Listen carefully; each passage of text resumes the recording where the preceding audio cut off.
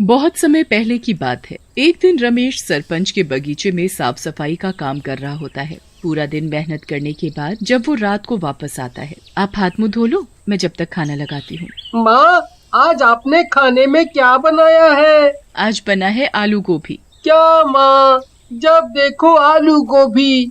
मुझे तो मुर्गा खाने का बहुत मन है, पर माँ रोज रोज आलू गोभी बना देती है। ठीक है, आज ये आलू गोभी खा लो, कल मैं मुर्गा ले आऊंगा, फिर खूब पेट भर कर खाना।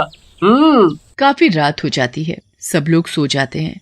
उसके बाद एक भूत उनके घर में घुस आता है और ऐसे घूम रहा होता है जैसे किसी की तलाश में है। ये इस गांव का आखिरी घर था, पर अब इस घर में भी कोई मुर्गी नहीं है। अब मैं क्या करूं? मैंने गांव के सारे मुर्गे मुर्गी तो पहले ही चुरा लिए हैं, पर वो सब मिलाकर 100 ही हुए हैं। अब 101 की गिनती पूरी करने के लिए आखिरी मुर्गा कहाँ से लाऊं?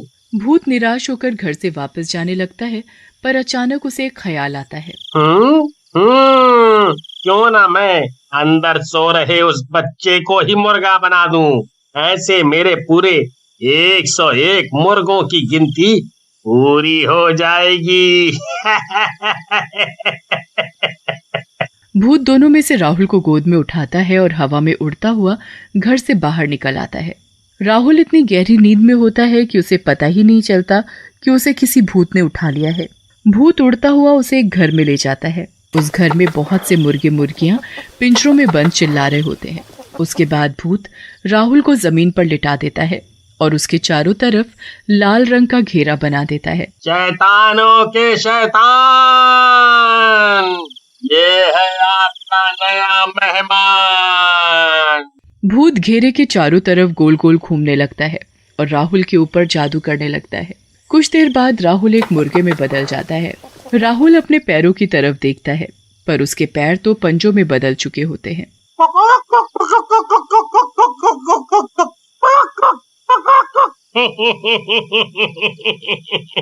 आखिर हो ही गए मेरे पास पूरे 101 मुर्गे। अब मैं कल से इनको गांव वालों को खिलाऊंगा, और जिस दिन ये सारे मुर्गे खत्म हो जाएंगे, उस दिन मैं इस दुनिया का सबसे शक्तिशाली भूत बन जाऊंगा। अगले दिन भूत अपनी दुकान खोलकर बैठ जाता है और गांव वालों को मुर्गे बेचने लगता है। दूसरी तरफ अगली सुबह रमेश वापस सरपंच के घर काम करने के लिए निकल रहा होता है। मैं जा रहा हूँ, शाम को आते वक्त राहुल के लिए मुर्गा लेता आऊंगा। जी ठीक है। रमेश काम पर चला जाता है और कमला अपने घर के कामों में लग जाती है। किसी को अभी तक इस बात का एहसास भी नहीं होता कि राहुल घर से गायब है। राधिका भी उठकर घर के काम में अपनी माँ का हाथ बटाने लगती है। राधिका, जरा इस राहुल को जाकर उठाना तो। दिन चढ़ाया है पर ये लड़का अभी तक सो रहा है। नहीं माँ, मैं जब उठी तब वो अपने बिस्तर पर था ही नहीं। वो जरूर अपने दोस्तों के साथ खेलने गया। आप उसे कुछ कहते नहीं हो ना, इसलिए अपनी पढ़ाई लिखाई छोड़कर बस खेल कूद में ही लगा रहता है। अब मैं क्या करूं, ये सुनता भी तो नहीं।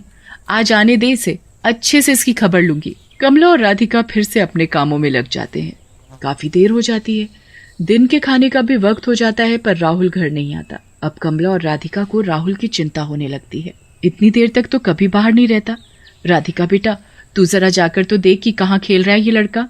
जी माँ, आप चिंता मत करो, मैं अभी उसे पकड़ कर लाती हूँ। राधिका गांव में हर जगह राहुल को ढूंढने लगती है और उसके सारे दोस्तों के घर जाकर भी उनसे राहुल के बारे में पूछती है, पर राहुल का कुछ पता नहीं चलता। वो घर आकर अपनी माँ को बताती है तो वो और ज्यादा परेशान हो जाती है। अब तो इनके आने का ही इंतजार करना पड़ेगा, वो आएंगे तभी कुछ होगा। दोनों रमेश के आने का इंतजार करने लगते हैं और रमेश इस बात से अनजान कि उसका बेटा राहुल कहाँ है, वो सरपंच के बगीचे में काम कर रहा होता है। काम खत्म करने के बाद रमेश घर आने लगता है। तभी उसे याद आता है कि उसे राहुल के लिए मुर्गा लेना है। वो मुर्गा खरीदने जा ही रहा होता है कि तभी उसे आवाज आती है, मुर्गे की मीट ले लो, मुर्गे की मीट। अरे, यहाँ कौन मीट वाला आ गया? खैर, मुझे क्या, मुझे तो मीट लेने से मतलब है। रमेश मीट की दुकान पर जाता है जहां वो भूत एक आदमी के भेस में दुकान पर बैठा होता है। उसकी दुकान में खूब सारे पिंजरे होते हैं जिसमें उस भूत ने अपने सारे मुर्गों को बंद कर रखा होता है। अरे भाई, ये दुकान पहले तो यहाँ नहीं थी। हाँ भाई साहब, मैंने आज ही ये दुकान खोली है। अच्छा, ये तो अच्छी बात है। चलो, मुझे एक ताजा मुर्गा काट कर दे दो। आदमी के भेस में वो भूत सबसे पहले राहुल को ही पिंजरे से गर्दन पकड़कर बाहर निकालता है। राहुल अपने पापा को देखकर जोर जोर से चिल्लाने और फड़फड़ाने लगता है।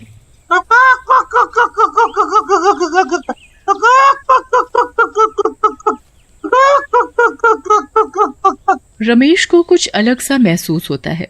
उसका बिल्कुल मन नहीं मानता कि वो उस मुर्गे को कटवाए। अरे भाई साहब, आप इसे काटो मत, मैं इसे घर जाकर खुद काट लूंगा। आप मुझे ये मुर्गा ऐसे ही दे दो। मैं काटूं या ये आदमी? मुझे तो इन सब मुर्गों की मीट इन गांव वालों को खिलाने से मतलब है। क्या हुआ भाई साहब, मुर्गा नहीं देना क्या? जी जरूर देना है भाई साहब। आप ये मुर्गा पकड़ो और घर जाकर ताजा ताजा काट कर खाना। रमेश उस मुर्गे को घर ले आता है। वो कमला और राधिका को ऐसे रोते देख हैरान होता है। क्या हुआ तुम दोनों को, रो क्यों रहे हो? राधिका सारी बात अपने पापा को बताती है। हे भगवान, ये कैसे हो गया? राहुल ऐसे कैसे गायब हो सकता है? अभी कुछ दिनों से मैं हमारे गांव में मुर्गे मुर्गी चोरी होने की बातें सुन रहा था, पर आज तो हमारा बच्चा ही गायब हो गया।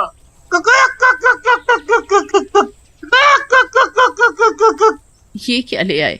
मैं तो आज राहुल के लिए ही मुर्गे का मीट लाने वाला था, पर पता नहीं क्यों जब दुकान वाला इस मुर्गे को काटने लगा तो मुझसे देखा नहीं गया, इसलिए मैं इसे जिंदा ही घर ले आया। अब इसे यहीं छोड़ो और अपने राहुल को ढूंढो। रमेश और कमला सुबह होते ही वापस राहुल को ढूंढने निकल पड़ते हैं, पर पूरे गांव में राहुल का कुछ पता नहीं चलता। वो निराश होकर घर वापस आते हैं तो उनका मुर्गा उछलता हुआ खुशी से उनके पास आकर चिपकने लगता है। क्या मुसीबत है ये, हटाओ इसे मेरे पास से। एक तो मेरा बेटा नहीं मिल रहा और ऊपर से ये मुसीबत। बहुत दिन गुजर जाते हैं पर राहुल का कुछ पता नहीं चलता। यहाँ भूत रोज दिन में अपना भेस बदलकर अपनी मुर्गे की दुकान खोलकर बैठ जाता है और जादू किए हुए मुर्गों का मीट लोगों को बेचने लगता है। काफी दिन हो जाते हैं और भूत के सारे मुर्गे खत्म हो जाते हैं, पर अभी भी उसमें वो शक्ति नहीं आती जो आनी चाहिए थी। कुछ तो गड़बड़ है। मैंने तो पूरे 101 मुर्गों की बलि देकर लोगों का उनका मीट खिलाया है, फिर मुझ में वो शक्ति क्यों नहीं आ रही? आखिर कहाँ कमी रह गई?